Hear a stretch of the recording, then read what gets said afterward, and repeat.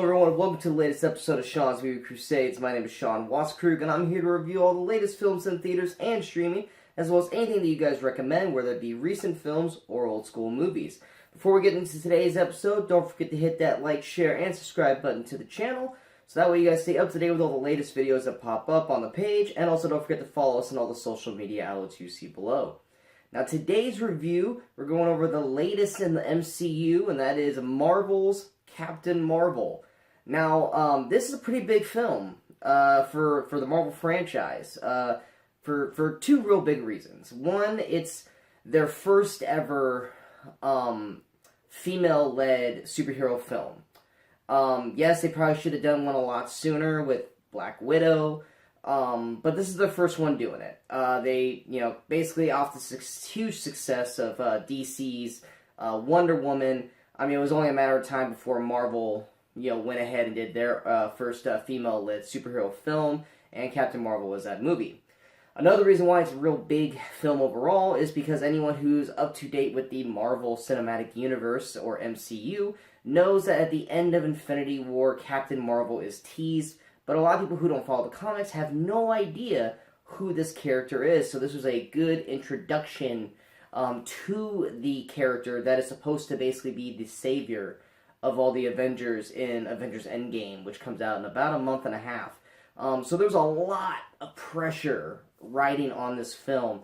Let's jump right into it and see how it works. So the general plot of Captain Marvel is you have this character who goes by the name of Veers, played by Brie Larson, and she's a part of the Kree. Now, the Kree, people might know from Guardians of the Galaxy. They're a species of aliens, and basically they are in a war with this other alien species called the Skrulls. And the Skrulls have the ability to shapeshift and look like anybody. And Veers, or Vars, however you want to say her name, she basically only has the memory of the last 6 years. She doesn't know anything about her life past 6 years ago when she was found by the Kree. All she knows is that she's incredibly powerful, but she needs to learn to hone her emotions and feelings like the rest of the Kree, so that way she could become an ultimate warrior for the Kree. But she has a hard time doing that. At least it's said she has a hard time doing that. And in the span of a mission, she gets captured by the Skrulls, and then in the process of that, she finds an escape pod and crash lands on Earth, where she basically finds out that there's more to her than what she knows, as she starts to unravel parts of her previous life prior to the 6 years that she remembers, and finds out that her real name is Carol Danvers, and so on and so forth. And that goes with the rest of the film without going too far into it. This movie takes place in 1995, so it is a prequel of sense in the MCU, being that the only film in the MCU so far that has taken place before this film in terms of timeline would be Captain America: First Avenger. So this takes place before Iron Man and basically all the rest. So you do get some good cameos. You get Nick Fury before the eye patch. You get Coulson, who everyone knows from Avengers and Agents of S.H.I.E.L.D. and all that. And then you get some other characters that we might remember from Guardians of the Galaxy, such as Ronan the Accuser and Korath. So you do get some Easter eggs of some people popping up throughout the film. None of those are spoiler, because they're all in the trailers. But yeah, that's the general plot that I can basically go into without going too far into it. Now, what actually works with this movie, and I will say this outright, and I'm sure you guys will see it with the time counter before you click on the video. The bigger movies of the the bigger movies of the year, such as this, such as Avengers Endgame, Star Wars, Lion King, all those. These are going to be longer, These are going to be longer reviews than something basic like a Cold Pursuit or Polar, just because there's a lot more to talk about, there's a lot more to unwind, because these movies have a lot of baggage to them, because like Marvel films. I mean, there's over 10 years of films building up to this movie, and this has a lot riding on this film going into the next one. So there's a lot of stuff to unpack and talk about, and I'm going to do the best to go over that stuff without being spoiler with it. But just, yeah, so it is a little bit longer. If you guys don't want to listen to the whole review, you guys go down to the information of the video. There are timestamps for the certain categories if you guys want to jump around, or if you just want to be awesome, watch the whole dang thing, because it should be a good review. But yeah, so what works for Captain Marvel? First things first, the Stan Lee tribute in this movie is beautiful. And it's right at the beginning, not counting his cameo. But it's so beautiful at the beginning, and it almost brought me to tears. Just how thoughtful they were to Stan Lee going into this movie, and it puts the movie in a good start. And it actually, with the sold out theater that I was in watching this film, it ended with an awe and a round of applause, and it is beautifully well done. Cannot commend Marvel enough for doing what they did, and his actual cameo in the movie is also incredibly great. I mean, it doesn't hit the excuse me, it doesn't really hit the reaches of like or Spider-Man Into the Spider-Verse, because he doesn't have that really any dialogue in the movie. But for people who know Stan Lee and know Stan Lee's career outside of just being cameos in the MCU, it'll be a nice tip of the hat for people who know Stan Lee outside of it. But it's a great cameo nonetheless. But the beginning of the film starts with a Stan Lee tribute, and it is a very beautiful moment, and it is a huge plus for this film overall. Standouts for the movie. The cast overall is great throughout the entire film. Everyone really brings in their own. I mean, you have Brie Larson, who I'll get into a little bit later in the review, as Captain, excuse me, as Captain Marvel. Samuel L. Jackson's back as Nick Fury. Ben Mendelsohn is in this as Talos. All these people, and you got Jude Law as Jan Rog. I'm probably saying that wrong. Annette Bening plays Lawson. Lashana Lynch plays Maria Rambeau. Awesome last name, by the way. Like I said, you got Clark Gregg being Coulson. And then you got other people as well. All of them do good in their small roles. And I know I say that a lot of movies, because, I think everyone, for the most part, usually does pretty good, because, they got hired to be in a movie in the first place, so most of them do a great job overall, and the ones that don't, I usually take a good mindset to kind of point them out.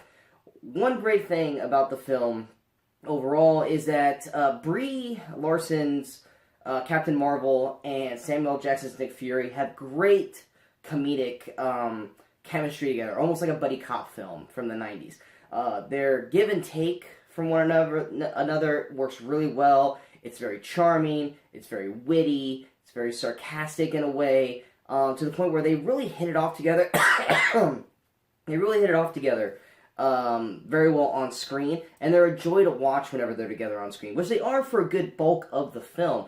But they are definitely a highlight of watching these two characters meet, and because their relationship in this film is done so well, it makes a total sense for anyone who's seen Infinity War, knowing that Samuel Jackson pages her right before he turns to dust. Spoiler for a movie that's over a year old.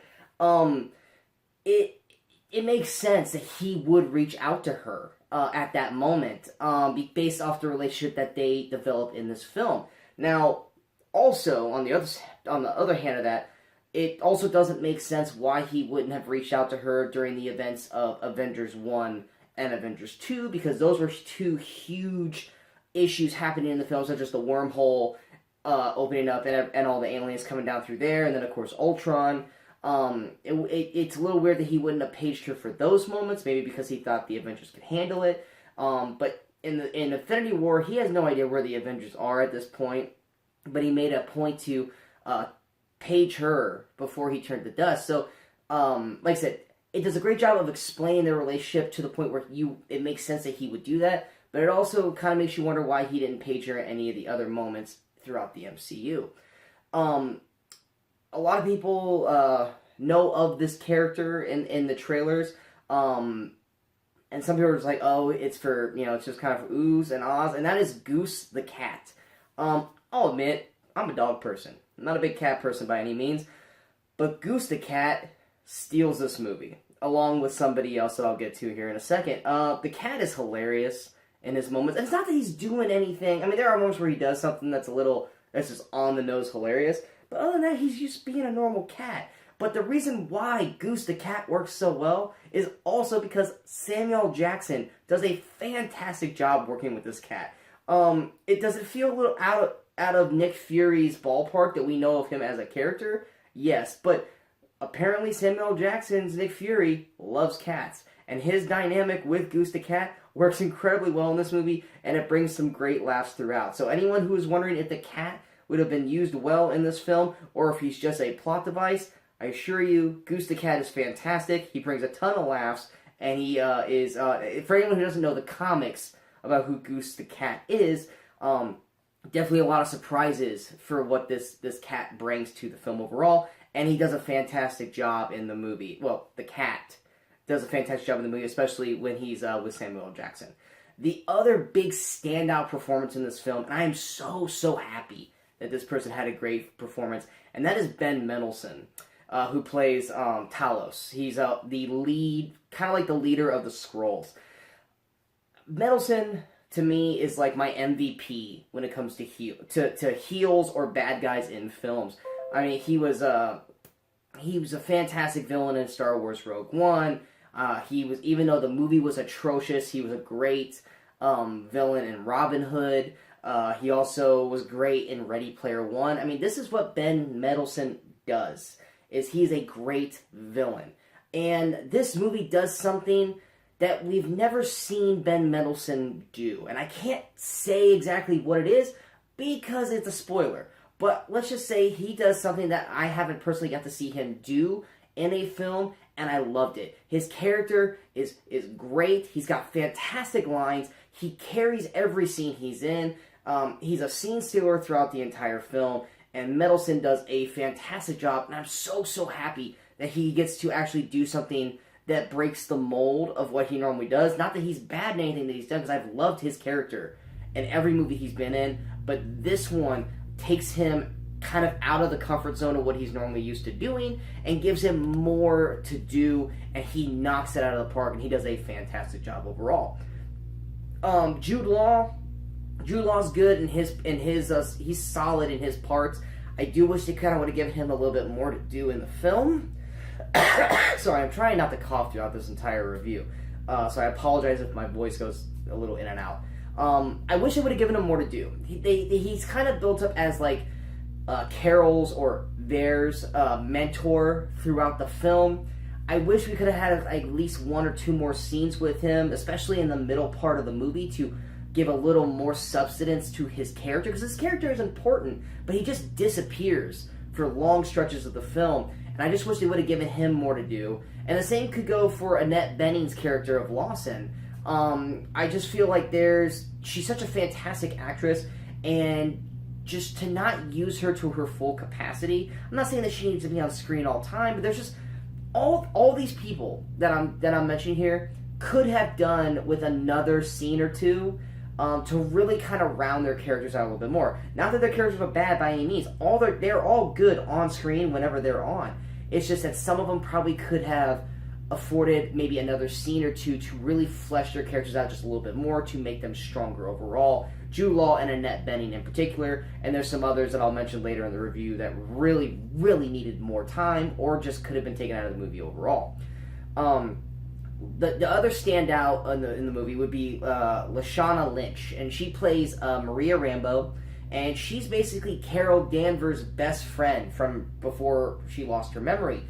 And the the dynamic chemistry between Brie Larson's Carol and Lashana's Marie character is really where the heart of the film is. Where Samuel Jackson and Brie Larson's chemistry brings the comedy, Lashana and Brie's chemistry brings the heart of the film, because they have that friendship. And while we don't get to see a whole lot of it in the movie because it's all basically past tense, and we see little glimpses. Like I said, could have done better if they had shown actual scenes of it.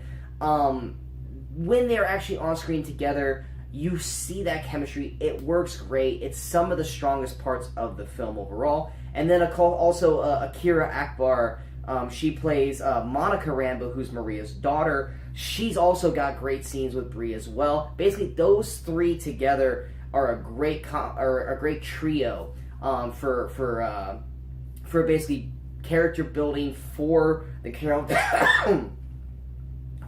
Danvers' character, as well as giving that much needed emotional weight to the story overall.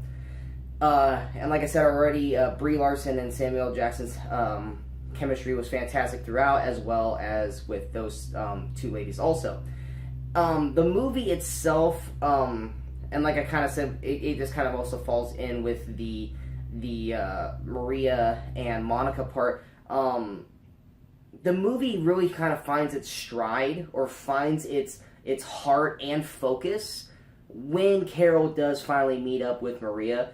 Up to that point, it is very kind of scatterbrained in a sense. I mean, it's focused. It's focused in terms of story. Like, you know what's going on, you see what's going on, but it just doesn't have like the movie itself is just kind of scene. But once Carol meets up with Maria and Monica, that's when the movie really starts to kind of ease into itself as a film, and the characters really can start to kind of break out and do their thing and develop their characters a lot better.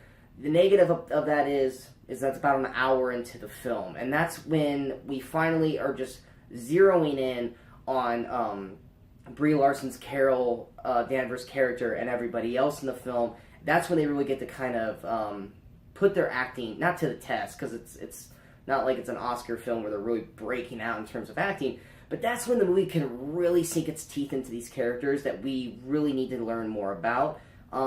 Because for the first hour, I mean, we're just kind of getting little snippets here and there. But when the Carol, Maria, and Monica story really kind of comes into the forefront, that's when the movie really starts to grab you. And basically from then on, Captain Marvel works incredibly well. God, I'm coughing so much. I apologize. The 90s aspect of the film works really well. There's a ton of great 90s jokes. There's a great 90s soundtrack to the film. Anyone who lived in the 90s or was a kid through the 90s or teenager through the 90s is going to enjoy and laugh at the 90s jokes that are in the film. I'm not going to name any of them on here because I want you guys to kind of be surprised with the jokes and not see them coming. Could some people say that the 90s kind of gets beaten over your head? Yeah, but I don't necessarily agree with that. Were there some song choices that, while the songs were good, could they have been put in different parts of the film instead of at this one moment? Sure. But they're great overall throughout, and like I said, the 90s jokes, while they are kind of beating you over the head with it, I thoroughly enjoyed them, and I laughed every time the joke happened, as well as the sold-out theater that I was in. Everyone enjoyed the 90s jokes, and because of that, the humor of the film overall flows very well. It doesn't feel forced. Does every joke land? No. But it's an enjoyable movie throughout in terms of comedic flow, because it's more, with Robert Downey Jr. and his quick wit, hers is, with Carol Danvers, it's kind of more sassy wit, that just kind of flows really well. And like I said, with Samuel L. Jackson's Nick Fury, he's not the hard-ass Nick Fury that we know. He's kind of more the relaxed kind of Nick Fury. I mean, we don't see him become the hard-ass Nick Fury. It's just, obviously, probably over the course of many, many years that we don't see. But the sassy wit and kind of the comebacks between both of them, the humor works real well. Like I said, and then Goose the Cat has so many great, funny lines. Ben Mendelsohn's got some great lines in the movie overall. But the humor does work pretty well throughout the entire film. The de-aging, also in this movie, works incredibly well for Samuel L. Jackson. Not that they really needed to, because Samuel L. Jackson looks like he hasn't aged, like, ever. So they didn't really, I guess, have to do much for him except give him hair. But he looks great in terms of the de-aging stuff. Clark Gregg as Coulson, not so much. I mean, there are certain moments where it looks good, and then there are other moments where I'm like, okay, I can see kind of the uncanny valley where it doesn't look quite right. But with Samuel Jackson, I don't think I ever had a moment where I didn't think that's Samuel Jackson. Clark Gregg, there was one scene in particular where it really stood out. That I was like, okay, they're really using the de-aging thing to make him look younger. But overall, it's probably one of the better efforts of the de-aging that Marvel has used. But it does a really good job overall. Now, what does not work with Captain Marvel? The writing for Captain Marvel herself is not the best. And because of that, Brie Larson struggles. And I'm not saying this in terms that it's Brie Larson's fault. I think Brie Larson does a great job as Carol Danvers, aka Captain Marvel. I think she does the best she can with what is written for her and what she's directed to do. The problem is that the movie loves to tell you what Carol's like. That she's a rule breaker, she's a rebel, she's a hard ass, she's this, and this. But they don't show you much of what that is. They love to tell you about it, but not show you. So when we're watching the movie, we're not necessarily seeing this stuff. Excuse me. We're not really seeing the stuff that they keep saying that she is. She has some moments where you could kind of see, okay, I see what they're talking about, but they're not just breaking out through the page on, and that to me is a director's decision, is of telling, not showing. And like I said, that's not Brie's fault.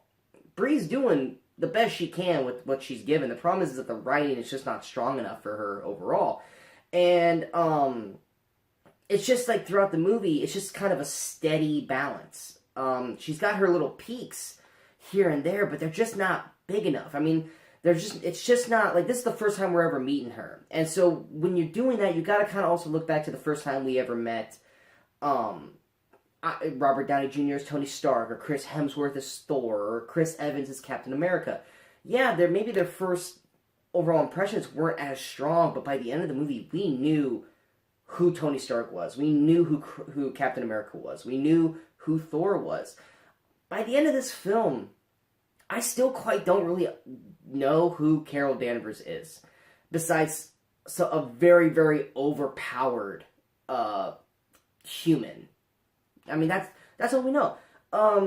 When we do get her with Maria and Monica, we start to kind of see the unfolding of who Carol Danvers is, but it's just not enough. And because of that, we don't really get to see Brie, who's a phenomenal actress, really kind of delve deep into her character. And and a lot of this can just be because of the direction and the writing of this film. And whether or not it's her performance or not really is going to rely on how she portrays Carol in Avengers Endgame. Because different directors telling her to do different things. So it's really going to be a test of how well Brie Larson's character is overall of Captain Marvel based off of this film and Endgame, and whether it's Brie Larson's performance that doesn't work, or whether it was the writing and directing of this film over what it is going to be for Endgame. So that's something to really look out for. Because it's just, I don't have the connection to her like I did with, like I said, Iron Man, Captain America, Thor, Star-Lord, any of the Guardians of the Galaxies. Like, that first movie, we knew nothing about the Guardians of the Galaxy. But you fell in love with them by the end of that film, to the point where you would follow those characters all the way through. And you just don't feel that with Captain Marvel by the end of this movie. And, like I said, it's not necessarily Brie's fault, it's just the way the movie was written for her. She just doesn't really get those moments to kind of bust through and really show us who Carol Danvers really is. The action itself is solid, but nothing that blows me away. I mean, there's one or two, like, ooh, that was a cool move kind of thing. But the action itself, especially near the end of the movie, gets kind of cluttered. And there's one particular fight scene where she's fighting a bunch of, I'm not excited, I can't say it in terms of spoilers, but she's fighting a bunch of these people, and they all wear the same outfit. And so it's kind of in a darker room, so it's kind of hard to make out who she's fighting at any given moment because of the way it's shot. And because her character is so overpowered, almost kind of like with Superman, the end battle, it's never in question that she's going to dominate because she's so powerful, and B, because this is in the past and we know she's going to be fine because 10 plus years, actually in this case it would have been probably 23 years into the future, Fury's paging her to save them from Thanos. So the end of the movie really has no element of shock or scare of safety for Carol's character, because she's just going to dominate everybody, and she does. It's just, there's no element of fear for the character's life because she's just so overpowered. So the action, while it has its cool moments, doesn't do anything to make you feel like Captain Marvel will lose at any moment. The flashbacks, and if anyone who sees the trailers, they know that the flashbacks are very prominent in this film. Some of the flashbacks work, and some don't. The ones that work are the ones with her and Maria, as short and sporadic as they are. So the scenes with her as an Air Force pilot, those flashbacks work very well. The other flashbacks, such as her in basic training or her as a child, didn't really work for me. And the reason why they didn't really work for me is not that they were poorly acted or anything by any means. It's just that they left a lot to be desired overall, and stuff that was just unanswered, to the point where you just kind of left you were scratching your head more going, okay, wait, so was this person like this towards her or not? Why were these people like this towards her? And it's just more questions with no answers. Whereas the flashbacks with her and Maria, that's just basically two best friends doing what they do best, which is fly planes. And they flow properly, and they make sense, and they're good character developments for excuse me, for Carol's character. Whereas the younger versions of them, it just left a lot of open-ended questions that we were just never going to get answered. So the flashbacks kind of work and then don't work at the same time. And like I said earlier, the second half works way better than the first half of the movie overall, because it's just kind of all over the place in terms of character development and her trying to find out who she is. Like, we know who she is. We know more than her character does in the film, and it just takes a little bit to get there, and it's just kind of scatterbrained with action and not much story. But then, like I said, in terms of once she meets up with Maria and Monica, the movie kind of slows itself down, but in a good way, because it develops the characters, develops the story, and then the action that builds up after that flows a lot better, and the movie itself becomes a way better film overall. So the first hour, not saying you're not going to enjoy it, it's kind of just, it's like there are little pieces here and there that are great, but they don't completely connect with the rest of the little pieces that we're getting in the first hour. Whereas at the second hour, everything pieces very well and flows perfectly throughout to the rest of the film, and it works a lot better than the first half of the film. Also, Coulson, Ronan the Accuser, Korath, and the rest of Star Force are completely wasted in this film. They're really only in there, not excuse me, not necessarily Star Force, because they weren't in the previous films, but Coulson, Ronan, and Korath, they're really only in there for MCU connections and Easter eggs to connect it to the universe. You could probably take all three of them out of the film, and the movie would probably still be the same. I mean, yes, you could say, well, without Ronan, this scene would have happened. Yeah, but you could have put anyone in that scene. It didn't have to be Ronan. Or you could have put anyone in Coulson's scene. It didn't have to be Coulson. And the movie would still work. You just put Coulson and Ronan in these spots because it's Coulson and Ronan, not because they have any really emotional weight or part to the story that's going to work that out. So because they're in the film, you're expecting more from their characters, but you're just not going to get it. And the Star Force team, there's a lot there that you're like, okay, this is going to be kind of like a Warriors 3 from Thor, or a Guardians of the Galaxy, like this group that work together to get the job done. Once again, I apologize for the coughing. But besides the opening mission and the end of the film, they don't really get a whole lot to do in terms of building up their characters. So they just kind of become afterthoughts and nobodies. And I think those characters really could have worked better with some more scenes, more dialogue, and more together scenes with Brie Larson's Carol Danvers to make their characters a little more powerful throughout the film overall. So overall thoughts. I know I hark on a lot of negatives with the movie overall, and that doesn't mean I didn't like it. It's just, with Marvel films, you kind of hold them a little more up here because they've been doing so well for so long. So when you bring out a movie like this, it's very easy to poke at a lot of the problems with it and not really go with a lot of the positives of the film. That being said, Captain Marvel's still a very, very, very solid film, and you're going to enjoy it. You're not going to go into this and you're not going to hate it by any means. But when you're trying to say, okay, well, where does this lie in terms of the MCU for good films? It's very phase one, in a sense, because it is an origin story, in a sense, for Captain Marvel. But I would say in terms of, of us introducing characters, like first films like Ant-Man, Thor, Iron Man, all them, where does this rank? It does tend to rank on the lower part of it. I mean, it's not going to be better than Iron Man. It's not. Unlike a lot of people, I love Captain America: First Avenger. I would put it above Thor in terms of introducing characters, which is right about kind of the lower middle of the group. I mean, this definitely is not going to be in my top 10, maybe even top 15 of MCU films, but it's still a really solid movie that you guys are going to enjoy throughout. It's just not a perfect film by any means. No, I don't think Brie Larson was miscast. I literally walked through the movie because I've heard that said a lot, that she was miscast in this role. And while watching the movie, I'm like, yeah, I'm not really falling in love with this character, but I don't think it's Brie Larson's fault. I think it's the way the movie was written and directed.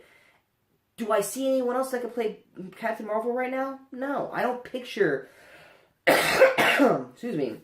I don't picture anyone else that could have done the job better than Brie Larson. There's no actress that pops into my head where I go, she should have been Captain Marvel, not Brie Larson. And with that, no, she was not miscast. This is literally a writing and directing problem, not a performance problem overall. I think Brie Larson did great with what she did. I enjoyed her throughout the entire film. I just wanted more from her character to get me more involved with her character so we knew who Carol Danvers really was. And that's just what we didn't get with the movie overall.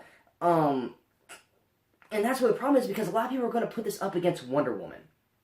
And it's an unfair comparison. And the reason why it's an unfair comparison is with Wonder Woman, it had the ability to be its own film.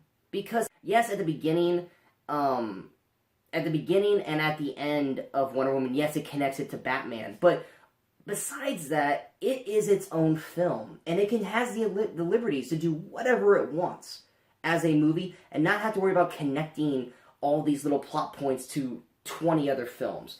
Captain Marvel had to do that. They have to connect her to Endgame. They have to connect her to the MCU overall. They got to bring in the Stones. They got to bring in S.H.I.E.L.D. They got to connect here, connect here. So Captain Marvel really was at a disadvantage going into this because there's just too much stuff that she's got to cover with the rest of the MCU to the point where it could not fully be her own story.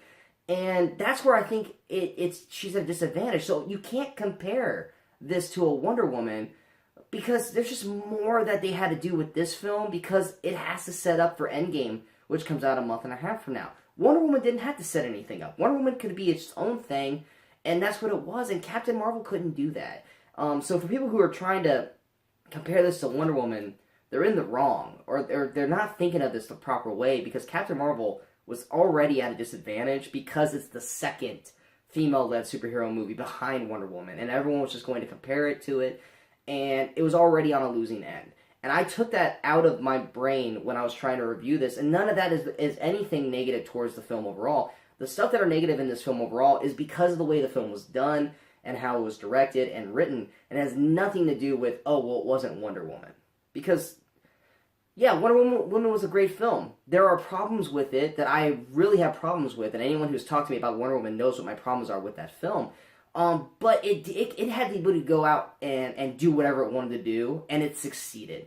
Captain Marvel had to stay to a strict storyline. It had to stay to a strict through line so that way it connected properly to everything else. And because of that, there are parts in the story that just don't add up and don't, in terms of plot points, that just don't flow properly. If Captain Marvel had come out years prior, probably right around Phase 1, Phase 2 of the Marvels, it would do a whole lot better. Plus, we probably would have gotten another movie of Captain Marvel that would have helped build the character even more and would make her character stronger going into Endgame, such as Iron Man, Captain America. Because like with Captain America, like I said, I loved First Avenger, but a lot of people weren't a fan of Chris Evans as Captain America after the first film. It wasn't until Winter Soldier came out that Captain America really became Captain America. Same thing goes with Chris Hemsworth's Thor. Even though Thor: The Dark World is not a very popular film overall, it worked because we fell in love with Chris Hemsworth and Loki because of Thor and the first Avengers film. So when Thor: Dark World came out, even though a lot of people didn't like the film, it was never at the expense of Chris Hemsworth and Tom Hiddleston. It was just the film and the script overall.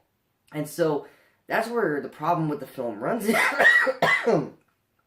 That's what the problem with Captain Marvel runs into, is that it's coming out at the wrong time.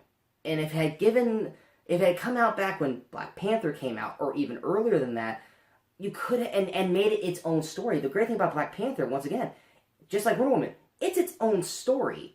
It doesn't have to connect to any of these other films. It just goes and does its own thing, and Captain Marvel doesn't get to do that. And that's where Captain Marvel fails overall. And that's the problem with it, is just that there's too much stuff that we have to connect to the MCU to let Captain Marvel just go out and be its own thing. Do I still recommend this movie? Absolutely. You're still going to enjoy the film. You're going to enjoy the humor. Like I said, Mendelsohn, the Cat, Samuel L. Jackson, Brie, they all do a great job. It's just the way the film was structured and how it was done overall. And so because of that, Captain Marvel, still a solid film, one of the better movies of the year that's come out so far. In terms of a MCU film, it is probably in the lower half to bottom third of the MCU films, but a movie as a whole, it is still a very good movie that you're going to enjoy. And I wouldn't say don't go see it. It's definitely a must-see for the MCU fans, because you need to know who this character is before Endgame, and because you just need to see a very empowering film about a woman superhero. Because yes, while it is not Wonder Woman, it's still a very good movie overall, showing women being empowered and taking a stand and doing what's right. And because of that, Captain Marvel does excel in it, and there's going to be a lot of little girls who are going to look up to Captain Marvel as a role model and a hero, so it does its job there.